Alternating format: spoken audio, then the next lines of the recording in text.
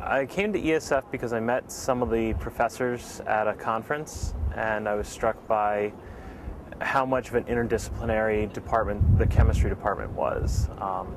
And I was looking for something that wouldn't especially pigeonhole me into one particular division or area. Well, I got my undergraduate at ESF. I graduated last year with a major in natural history and interpretation. And I guess what really attracted me as an undergrad was the size of ESF. It's big enough to be prestigious enough to be like one of the best environmental schools in the country, and it's small enough so that you can develop good relationships with multiple professors. I came here as a Fulbright scholar, and basically what happened was Fulbright sent in the applications to different schools which they thought I was a good match to. My choices were narrowed down to ESF and University of Hawaii.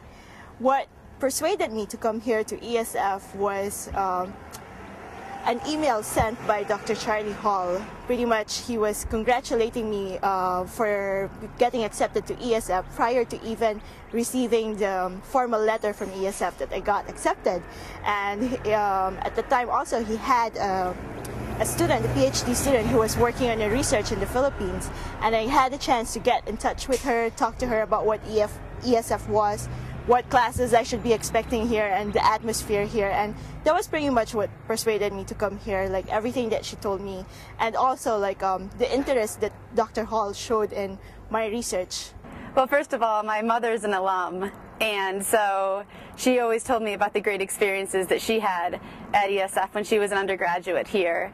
And at the institution where I got my master's, I knew a number of graduate students who had gone to ESF or were going to ESF, and they shared with me many, many excellent stories that they had, the experiences that they had had here. I was awarded a scholarship in Bolivia, a Fulbright scholarship, and I began choosing schools all over U.S.